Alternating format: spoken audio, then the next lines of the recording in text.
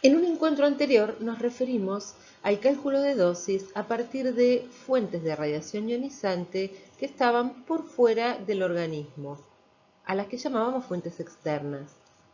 Hoy nos vamos a dedicar al cálculo de dosis a partir de aquellas fuentes de radiaciones ionizantes que ingresan al organismo y se transforman en fuentes de irradiación interna.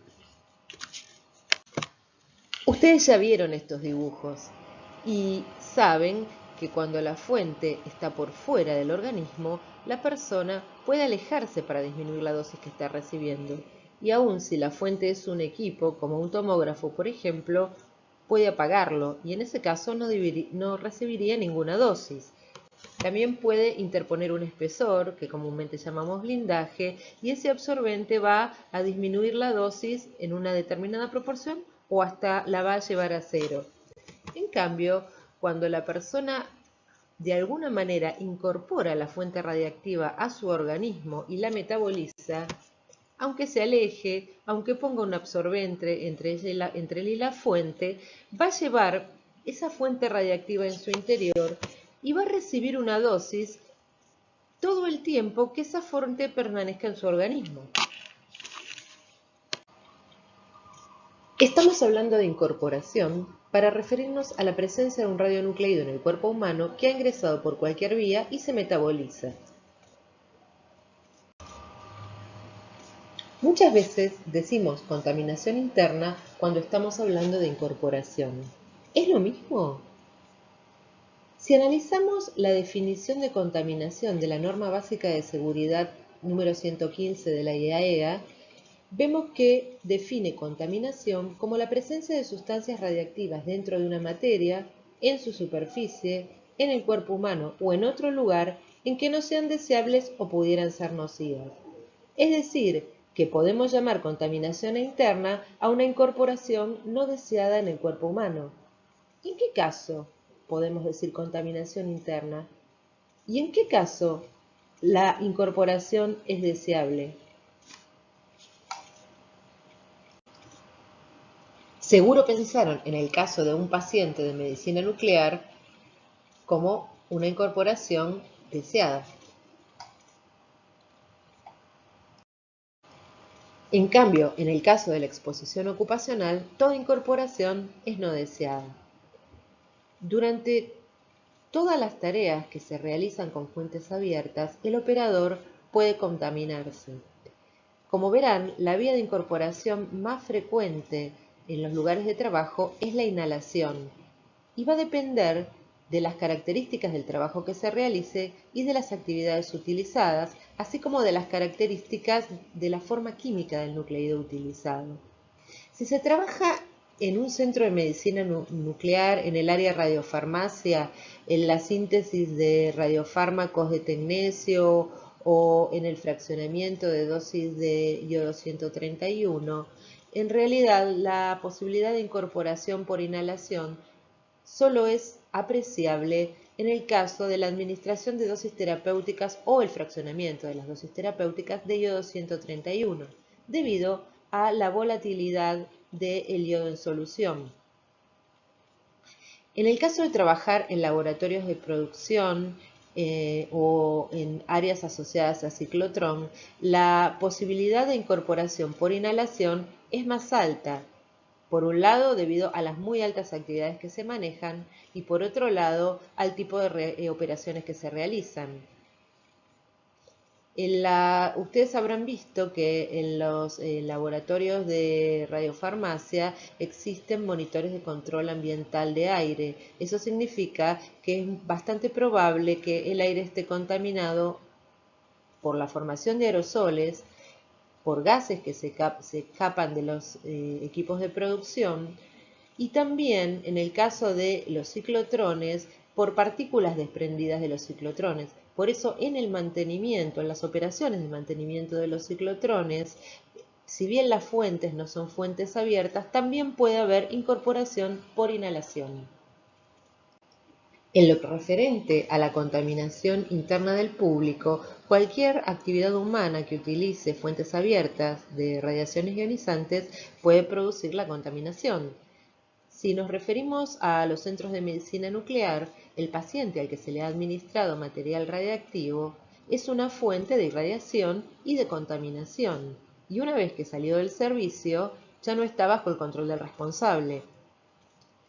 En lo que se refiere a los laboratorios de radiofarmacia y en las áreas asociadas a ciclotrón, hay que prestar especial atención a la gestión de los residuos, al transporte de los radiofármacos producidos y a los efluentes resultantes de la producción. Les voy a presentar ahora los dos sistemas de cálculo de dosis interna más utilizados.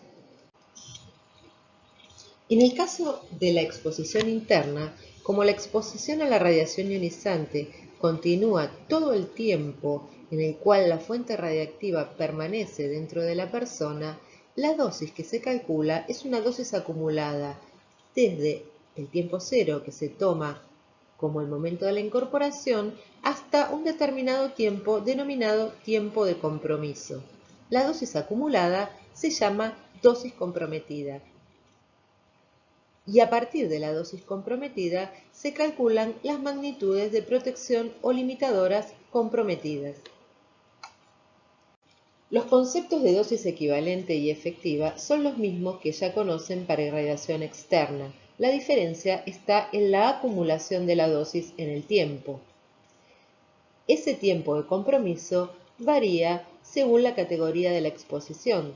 Se toma como 50 años para trabajadores, hasta 70 años de edad para público y la dosis es comprometida a tiempo infinito en el caso de pacientes. Una vez que el radionucleido se incorporó en el organismo, la forma en que se absorbe, se distribuye, se metaboliza y se elimina van a tener una importancia fundamental en el cálculo de la dosis, ya que van a determinar, por un lado, la permanencia del radionucleido en el organismo y por otro lado, cuáles son los órganos que más dosis reciben. Pero la permanencia del radionucleido en el organismo ¿depende únicamente del proceso de metabolización? No, depende también del medio físico, del decaimiento radiactivo. Entonces, la velocidad de desaparición del compuesto radiactivo del organismo, conocido como lambda efectivo, tiene dos componentes. El lambda físico, relacionada con el periodo de desintegración físico del radionucleido, y el lambda biológico, relacionado con el metabolismo del compuesto químico del cual forma parte el nucleido radiactivo.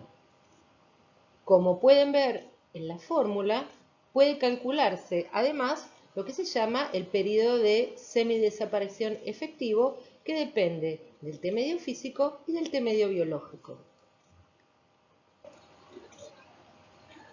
Pueden presentarse distintas situaciones en cuanto a la permanencia del radionucleido en el organismo. Una de las más frecuentes es aquella en la cual el nucleido se incorpora formando parte de un compuesto y se elimina. Esa velocidad de eliminación, como dijimos, depende del T efectivo. La otra situación extrema sería aquella en la cual, una vez que la actividad se incorpora, permanece constante en el organismo mientras esa persona está viva. ¿Y cuál sería ese caso? Bueno, ese sería el caso en el cual tanto el T medio físico como el T medio biológico son sumamente largos comparados con la vida de la persona. Por ejemplo, la incorporación de plutonio. Si un trabajador de la industria del plutonio incorpora plutonio, va a permanecer ese compuesto radiactivo dentro de su cuerpo todo el tiempo que la persona viva y aún después de muerto. Hay otros casos, por ejemplo, en los cuales los dos T medios son muy diferentes. Uno de ellos sería el caso de la urea marcada con carbono 14, que se usa como radiofármaco para el diagnóstico de Helicobacter pylori. En ese caso, el T físico, ustedes saben que para el carbono 14 es de 5.000 años. En cambio, el T biológico es muy corto porque la urea marcada con carbono 14 se degrada y se elimina dióxido de carbono marcado con carbono 14. Entonces, el T medio biológico es muy corto y la velocidad de desaparición está gobernada por el T medio más corto. Vamos a analizar ahora el resto de los parámetros de los cuales depende la dosis interna recibida por un individuo. Habíamos dicho que había dos sistemas principales de cálculo en dosimetría interna. Uno es el sistema MIRD, que es el sistema elaborado por la Sociedad de Medicina Nuclear de los Estados Unidos, que se utiliza para el cálculo de dosis en irradiación interna en pacientes, tanto en medicina nuclear diagnóstica como terapéutica. El otro sistema es el sistema del ICRP, de la Comisión Internacional de Protección Radiológica, que fue diseñado para el cálculo de dosis interna en trabajadores y en el público, tanto para el monitoreo rutinario como en el caso de accidentes. La dosis recibida por una persona por irradiación interna depende de los mismos parámetros, no importa si es un paciente o si es un miembro del público o un trabajador. Los dos sistemas de cálculo de dosis difieren, por un lado, en las bases de datos que utilizan y por otro lado, en algunas consideraciones que se realizan en cuanto a las características de la incorporación. En el sistema MIR, por ejemplo, la incorporación siempre es conocida. Se conoce el momento, el nucleído, el compuesto químico y la actividad que se le administra a un paciente. En cambio, en el caso del ICRP, para el cálculo de la dosis ocupacional o de miembros del público, muchas veces no se sabe cuándo se realizó la incorporación. Otras veces sí, por ejemplo en el caso de un accidente. Puede conocerse o no el nucleído, puede conocerse o no la forma química y no se conoce nunca cuánto es que se incorporó. Justamente uno de los problemas de la dosimetría interna en el modelo del ICRP es el cálculo de la actividad incorporada. Vayamos entonces ahora a la fórmula básica que se utiliza para el cálculo en ambos sistemas. Como todos saben, dosis es energía absorbida por unidad de masa. Pero lo que vamos a calcular es dosis comprometida. ¿De qué factores depende la dosis absorbida comprometida? Les doy un tiempo para que piensen.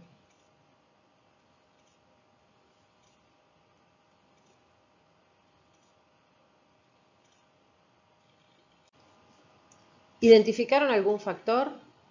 Me imagino que sí. Si queremos calcular dosis y dosis es energía absorbida por unidad de masa, necesitamos conocer la energía liberada por el radionucleído, que va a depender de la actividad incorporada, cuántas desintegraciones se producen y cuánta energía lleva cada desintegración.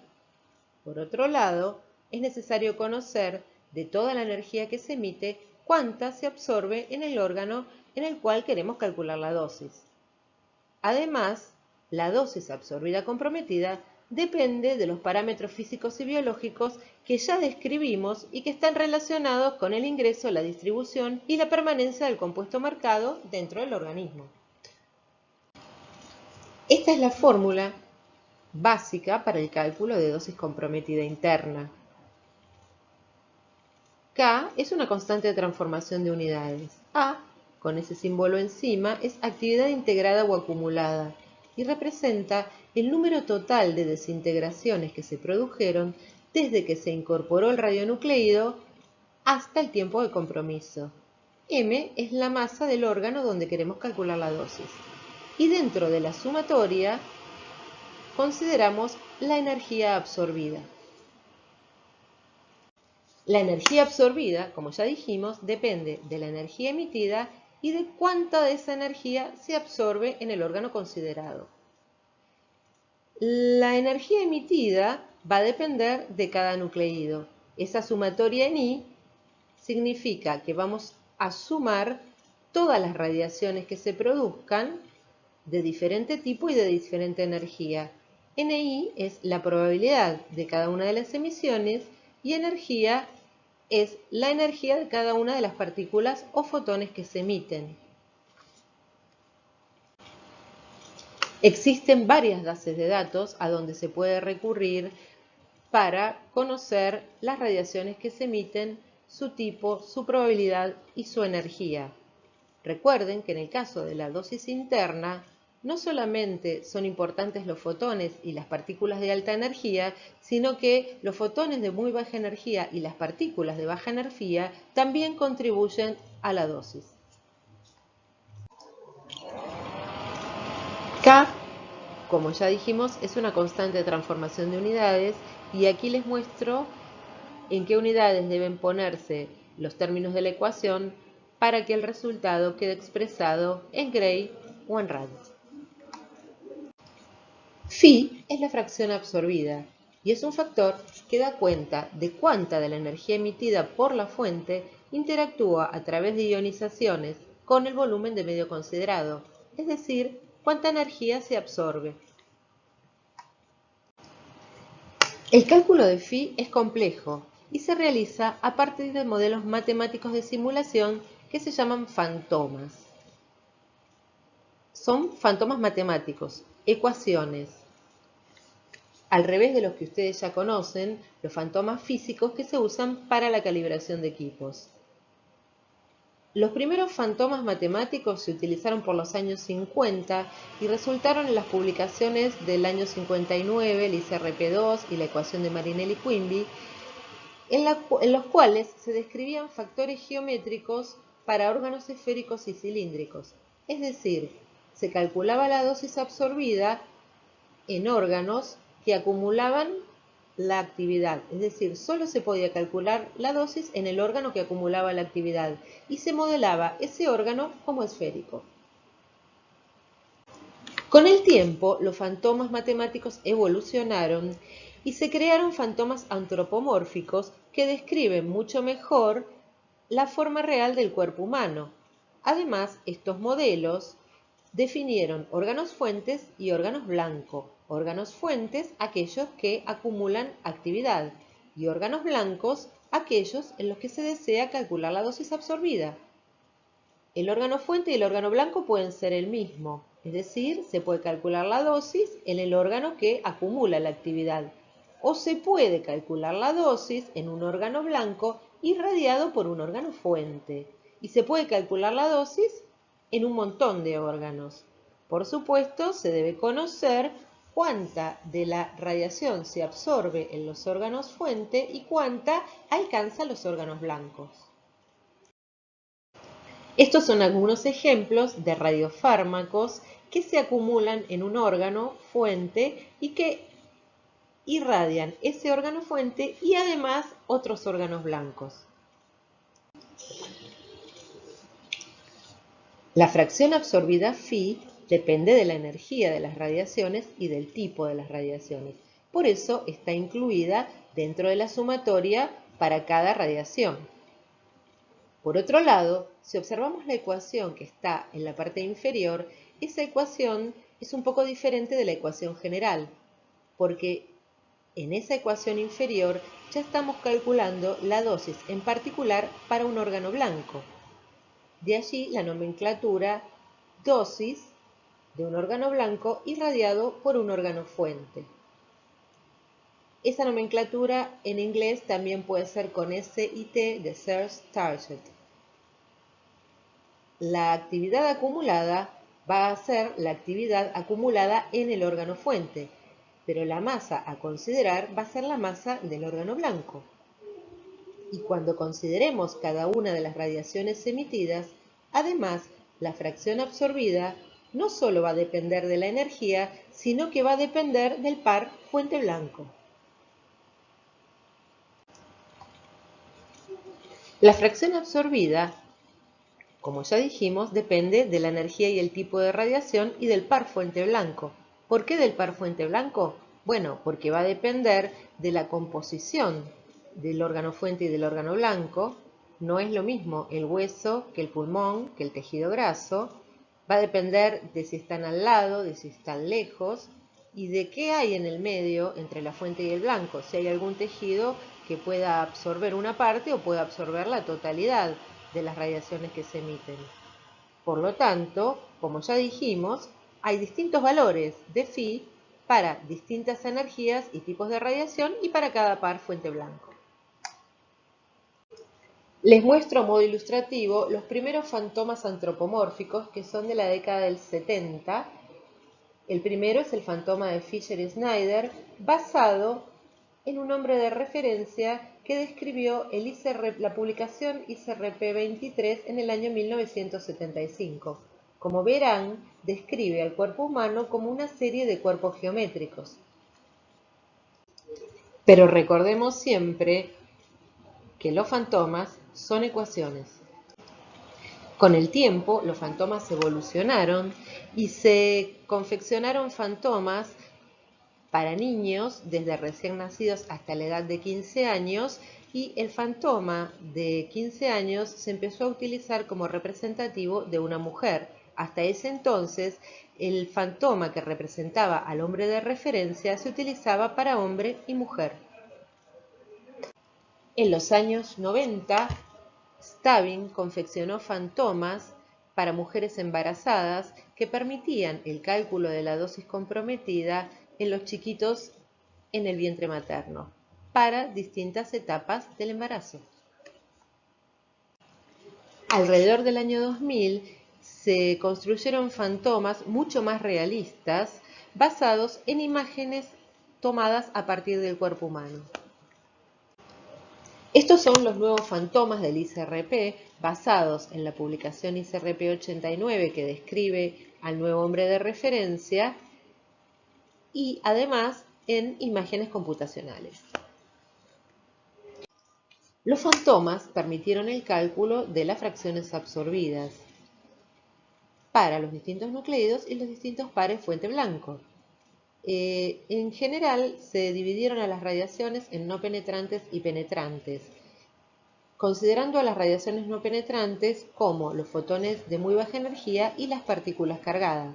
En esos casos se consideró que la fracción absorbida era igual a 1 en el órgano fuente, es decir, que toda la dosis se absorbía en el órgano fuente y que no había irradiación de otro órgano blanco que no fuera el órgano fuente. En el caso de las radiaciones penetrantes, parte de la energía emitida se consideró absorbida en el propio órgano fuente y parte en otros órganos diferentes. Por lo tanto, se calculó un valor de phi que adoptaba valores entre 0 y 1 para cada órgano blanco irradiado por un determinado órgano fuente.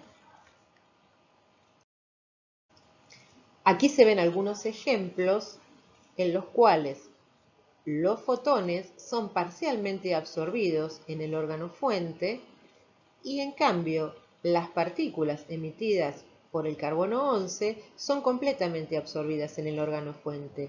Fíjense en el dibujo del medio que dice que el phi para los positrones es igual a 1 en el cerebro. Lo mismo para el carbono 14, el 100% de las partículas beta negativas emitidas se absorben en el cerebro, siendo el phi igual a 1. Si yo quisiera calcular la dosis recibida por un órgano blanco que no fuera el cerebro, no podría porque sería igual a 0. Entonces, el único factor que nos queda por considerar es la actividad acumulada.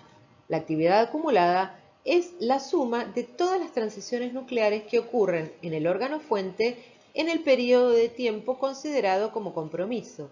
Es decir, cuántas desintegraciones se produjeron desde que se incorporó la actividad en el órgano fuente hasta que pasó el tiempo que consideramos de compromiso, 50 años, 70 años o infinito. La actividad que debemos calcular es la actividad en el órgano fuente. Como verán, este es un modelo simplificado que asume que toda la actividad está en el órgano fuente en el momento de la incorporación y que disminuye en forma exponencial con el tiempo. ¿De qué manera disminuye en forma exponencial? Bueno, con la velocidad que determina el lambda efectivo, la combinación del T medio físico y el T medio biológico. Una vez conocida la actividad incorporada por el órgano fuente y el T efectivo, debemos integrar esa actividad en el tiempo de compromiso. Aquí les muestro en el modelo más sencillo cuál sería el resultado para el cálculo de la actividad integrada en el órgano fuente a tiempo infinito. Como ya dijimos, la integración a tiempo infinito se realiza para el sistema de cálculo MIRT, el sistema de la Sociedad Americana de Medicina Nuclear para el cálculo de dosis interna en pacientes que recibieron dosis diagnósticas o terapéuticas. Pero en general los modelos son más complicados. Los nucleidos radiactivos se distribuyen en el organismo de acuerdo a la forma química del compuesto al que estén unidos. No es lo mismo iodo de sodio 131 que iodo 131 unido a un anticuerpo. No es lo mismo tecnesio 99 metaestable unido a DTPA que tecnesio 99 metaestable unido a MIBI. El comportamiento biológico va a ser distinto. Por lo tanto, la curva de absorción y eliminación de un órgano va a ser diferente. Siempre va a estar gobernada por el T medio físico y el comportamiento biológico, pero el comportamiento biológico suele ser complicado y debe ser determinado en base también a modelos de simulación matemática. ¿Para qué calculamos dosis en medicina nuclear? Bueno, podemos calcular dosis en el caso de radiofármacos para diagnóstico en el diseño de nuevos radiofármacos. El cálculo de la dosis es un parámetro a considerar en el diseño de un nuevo radiofármaco. Se calcula las dosis recibidas por los distintos órganos y la dosis efectiva en el cuerpo entero. En el caso de terapia, las normas internacionales recomiendan algo muy teórico, por cierto, que es el cálculo de dosis específica en cada paciente, para poder optimizar la dosis recibida por el tumor y el tejido sano. Pensemos un poco que cuando realizamos cálculo de dosis utilizando los factores tales como yo se los describí, estamos haciendo cálculos de dosis para los fantomas, es decir, para los hombres de referencia. Eso ya es bastante aproximado en el diseño, pero siempre estamos diseñando drogas para para personas de referencia.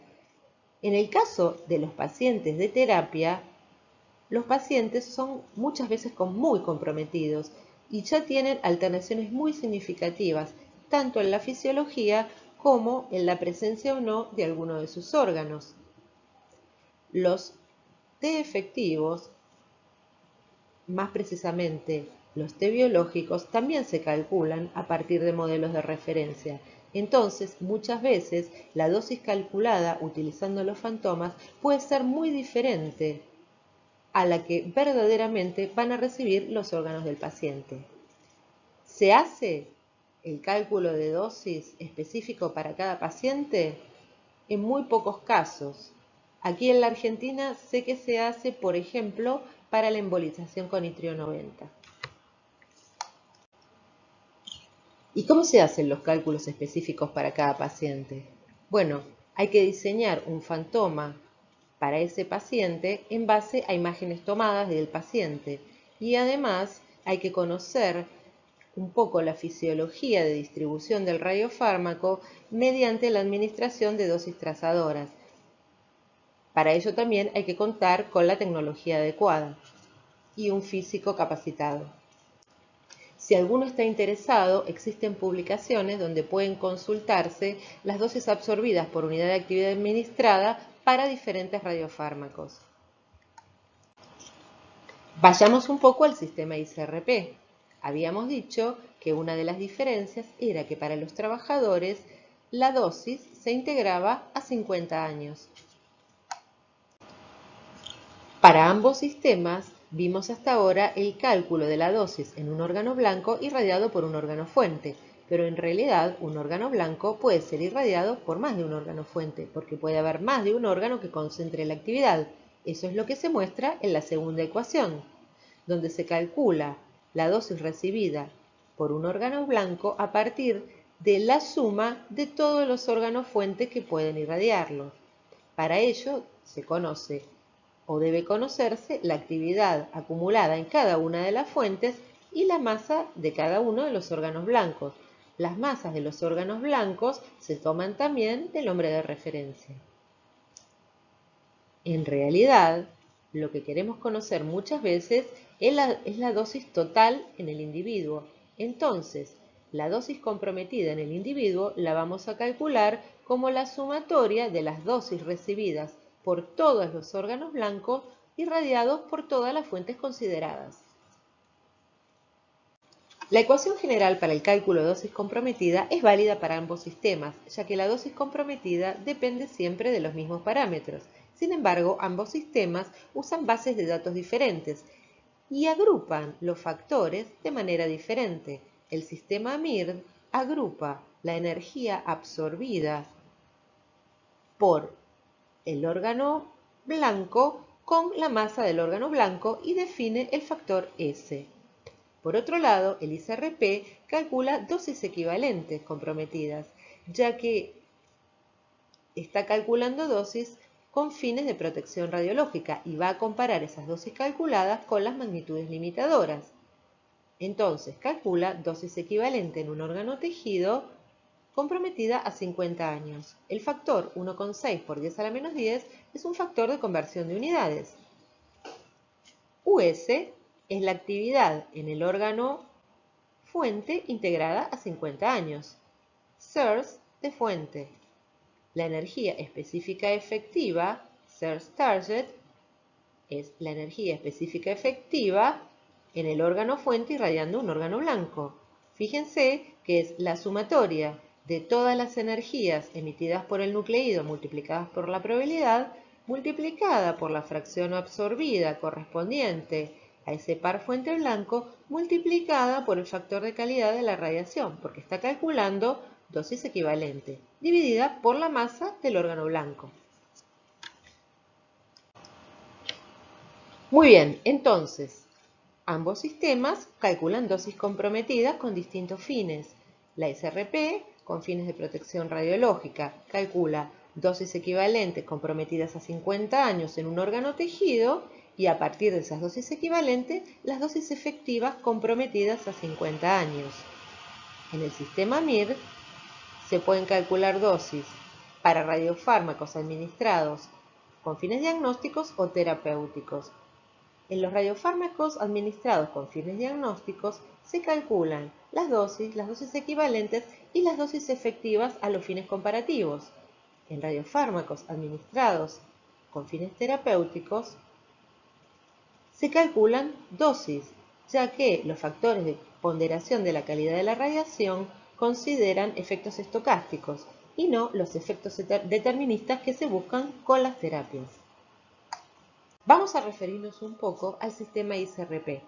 En el sistema ICRP, el mayor problema suele ser el conocimiento de la actividad incorporada, porque como dijimos anteriormente, la mayoría de las veces la incorporación no se conoce.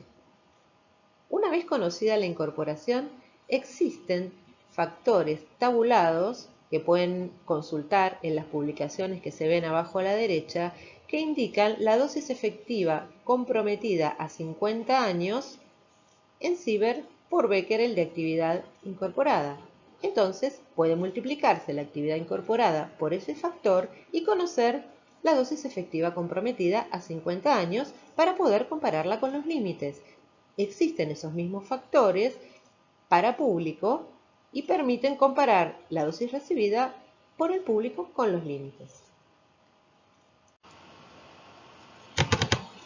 ¿Cómo se calcula la actividad incorporada? Bueno, de alguna manera hay que medir la actividad en el organismo o en las excretas. Ustedes saben que la incorporación puede ser por diferentes vías, que el nucleido incorporado se va a metabolizar y se va a eliminar. Entonces, de acuerdo a las características del nucleido, deberán medirse excretas, en general orina o heces, o podrá medirse el cuerpo entero. Una vez que se tienen esas mediciones de actividad en cuerpo entero o en excretas, se debe aplicar un modelo biocinético matemático que permita inferir qué actividad se incorporó un determinado tiempo atrás. ¿Qué tiempo atrás? Bueno, si se conoce el tiempo en el cual se incorporó la actividad, no hay problema. En el caso de un monitoreo rutinario, los modelos biocinéticos suponen un tiempo de incorporación. Les decía que las técnicas de medición de la actividad incorporada pueden ser directas, que corresponden a la medición de nucleídos en todo el cuerpo, o puede ser en algunos órganos, los pulmones o la tiroides, por ejemplo, o indirectas. Les había dicho medición de radionucleidos en muestras biológicas, como puede ser orina o heces. También a veces se usa aire exhalado, pero menos. Y también hay una medida indirecta, que es la medición de la concentración de radionucleidos en el aire, en forma directa o a partir de filtros provenientes de muestreadores. Les muestro algunos equipos de medición de nucleídos en todo el cuerpo o en órgano. El de la izquierda es el contador de cuerpo entero de Comisión Nacional de Energía Atómica, y el de la derecha es un brazo de captación para medir actividad incorporada en tiroides. La medición de radionucleídos en todo el cuerpo o en algunos órganos permite conocer la actividad retenida en el cuerpo, a través de la cual se calculará la dosis efectiva.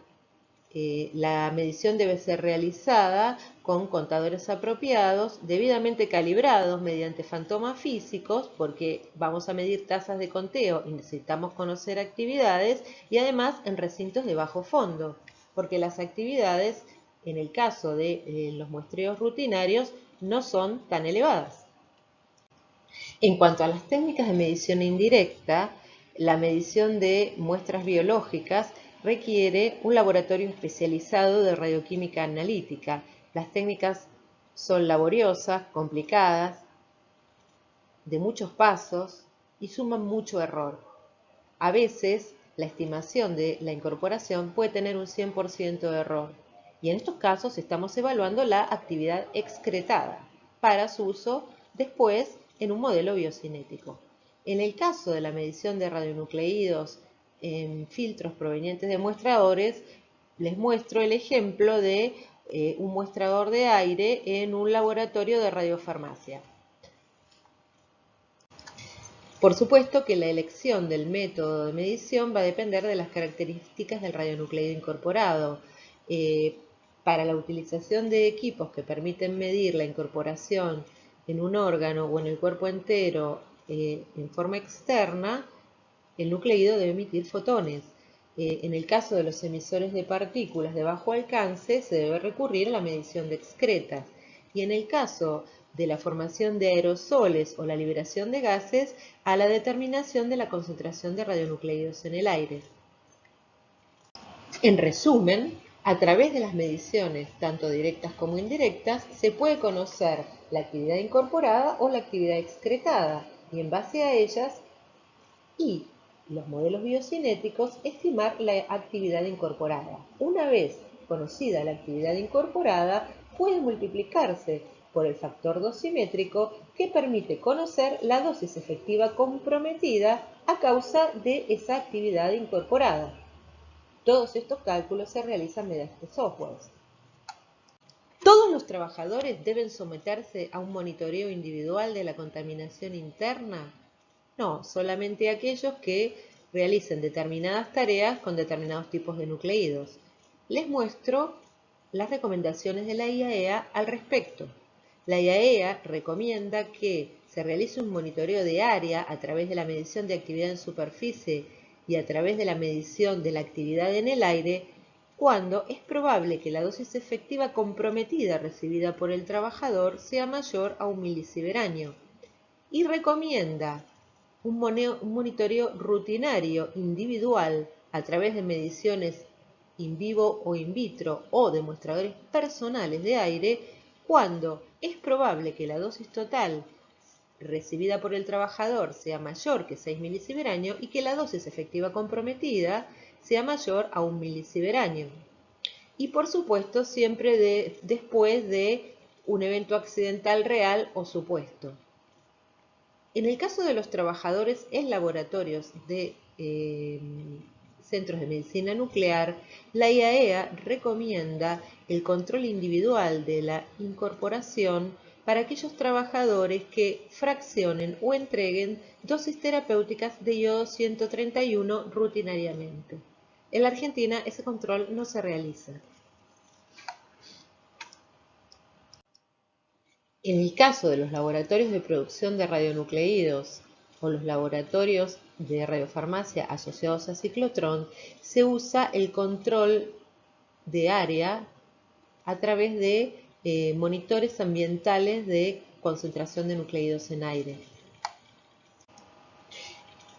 En lo que respecta a los trabajadores del área ciclotrón, la IAEA recomienda el control individual de la incorporación solo en algunos trabajadores de mantenimiento que pueden inhalar partículas desprendidas del ciclotrón o aerosoles o gases formados durante la operación.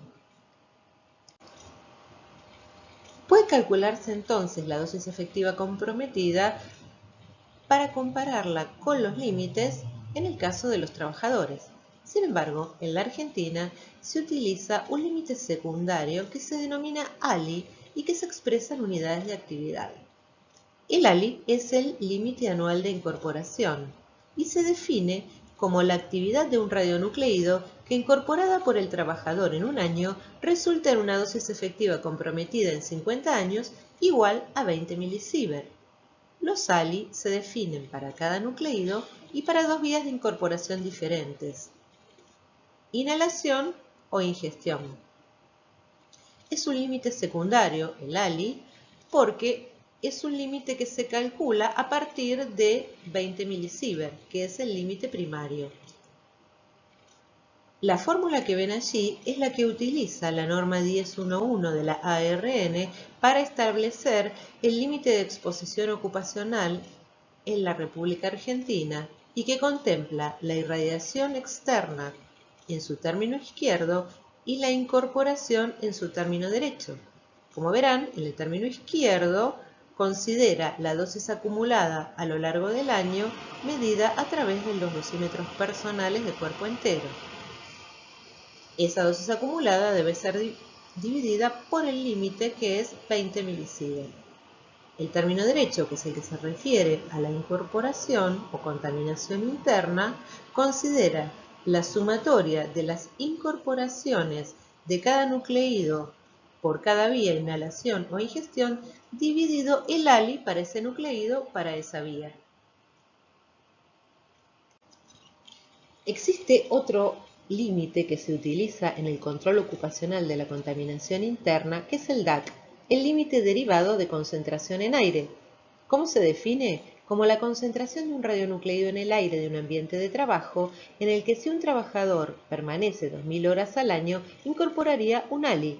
Se expresa en unidades de actividad por metro cúbico y se utiliza para ser comparado con las mediciones de los monitores ambientales de concentraciones de radionucleídos en el aire. En las instalaciones de clase 1 existen restricciones en cuanto a la permanencia de los trabajadores y la utilización de elementos de protección dependiendo de las concentraciones de nucleídos en aire en relación al DAC. Y como ya estamos llegando al final, vamos a resumir un poco. En lo que se refiere a protección radiológica, cuando calculamos dosis, lo que nos interesa es comparar las dosis recibidas, tanto en órganos o tejidos o en cuerpo entero, con los límites. Para eso, en lugar de calcular solamente la dosis absorbida, necesitamos conocer la dosis equivalente y la dosis efectiva. La dosis equivalente y la dosis efectiva saben ustedes que no pueden medirse. Entonces, se utilizan magnitudes operacionales que permiten la estimación de la dosis equivalente y la dosis efectiva a través de la medición de dosímetros personales o monitores de área. En el caso de que estemos hablando del control de la contaminación interna, las dosis efectiva o equivalente serán dosis comprometidas y las magnitudes operacionales serán mediciones de actividad. Bueno, ya terminamos. Los invito entonces a leer la bibliografía y a realizar las actividades que les proponemos.